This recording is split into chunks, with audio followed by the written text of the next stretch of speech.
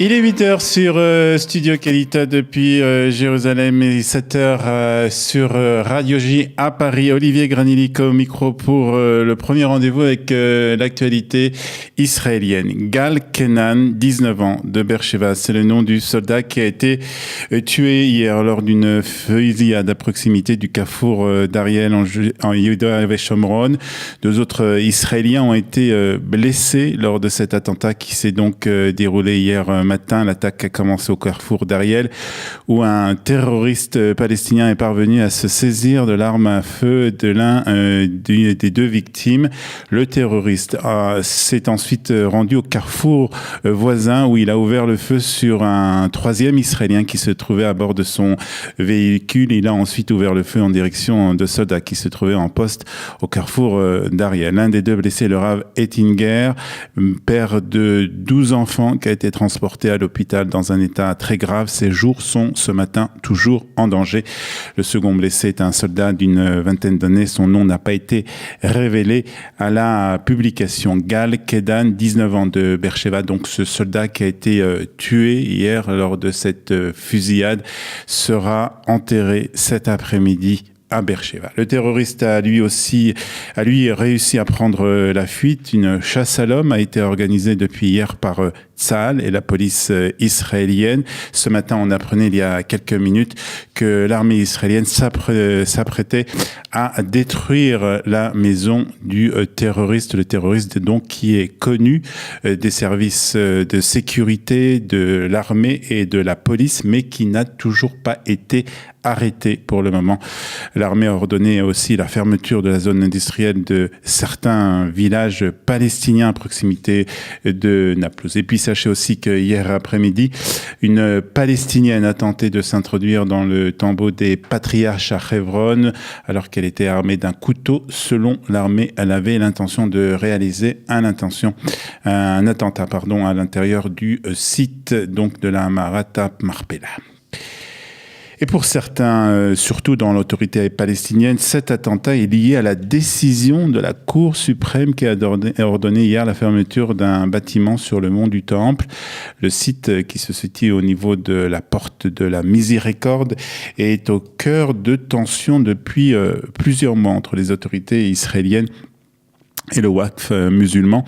En annonçant sa décision, le tribunal a donné aussi 60 jours à l'organisation islamique pour répondre à ce nouvel ordre de fermeture. Le site qui abritait autrefois les bureaux du comité du patrimoine islamique avait été fermé par la police de Jérusalem. C'était en 2003, après qu'il a été révélé que le comité était impliqué dans des activités politiques et terroristes. Depuis mi-février, les responsables du Waqf musulman réclament d'avoir accès au bâtiment pour le rénover. Certains fidèles musulmans y sont entrés pour y prier, défiant ainsi l'ordre israélien. Des émeutes entre des fidèles musulmans et la police ont eu lieu ces derniers jours sur le mont du Temple. 5 Palestiniens avaient été arrêtés.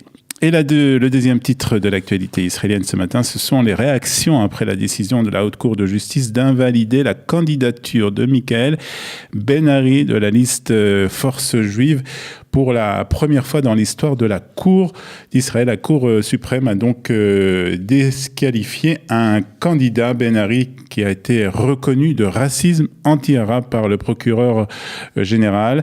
Le colistier de Michael Ben-Ari, Itamar Ben-Gvir, a lui été autorisé à se présenter sur la liste pour les prochaines élections législatives. La Cour suprême a par ailleurs autorisé aussi la participation de la liste arabe Raham Balad, et celle de Ofir Kassif, donc un candidat de la liste Hadash Ta'al pour les prochaines élections du 9 avril prochain. J'ai passé 6 ans à la Knesset et je continuerai à diriger.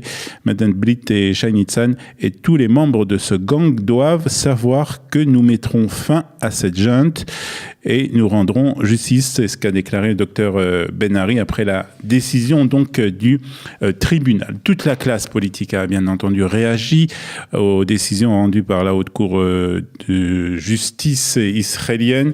Nous avons sélectionné la réaction de Yuli Edelstein, le président de la Knesset, qui a déclaré « Il s'agit d'une grave erreur et les Israéliens le payeront très cher ». C'est ce qu'a déclaré le président de la Knesset, Yuli Edelstein, hier après donc la décision de la Haute Cour de justice. Balad est un parti qui rejette l'existence de l'État d'Israël en tant qu'État juif, n'a pas sa place à la Knesset. Ceux qui légitiment les coups portés à nos soldats n'ont rien à faire non plus. C'est ce qu'a ajouté donc le président et membre du Likoud, Yuli Edelstein. La ministre de la Justice et la coprésidente de Yamin Hadash a elle aussi critiqué la décision de la Haute Cour de justice. Elle a dénoncé une intervention flagrante au cœur de la démocratie israélienne. Par contre, pour Benny Gantz, il a félicité les juges de la Cour suprême. Il est rassurant de savoir qu'il existe des juges à Jérusalem capables de fixer des limites et de rappeler l'éthique du pays, a écrit le dirigeant du parti Kahol Lavan sur son compte Twitter.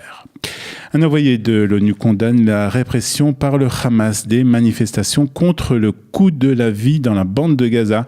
Je condamne fermement la campagne d'arrestation et de violence utilisée par les forces de sécurité du Hamas contre les manifestants, dont des enfants et des femmes, à Gaza au cours de ces 3 derniers jours. C'est ce qu'a déclaré Nikolai Mladenov, l'envoyé spécial des Nations Unies en Israël et dans les territoires palestiniens. Je vous rappelle que depuis jeudi, des centaines de Palestiniens sont descendus dans la rue pour protester contre le coût croissant de la vie dans la bande de Gaza. Plusieurs dizaines de personnes ont été arrêtées alors que les forces de sécurité du groupe terroriste palestinien du Hamas ont eu recours à la violence pour disperser les manifestations.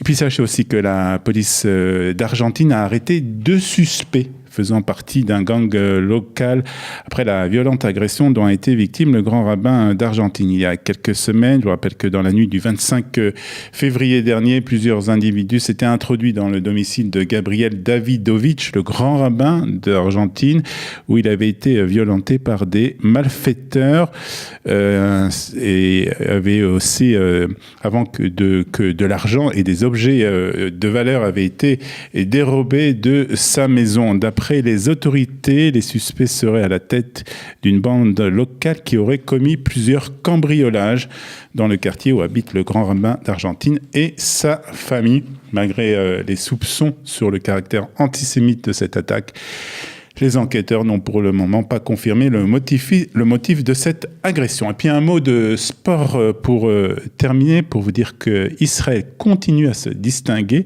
en judo. En effet, 2 nouvelles médailles dans le Grand Slam de judo à Ekaterinbourg.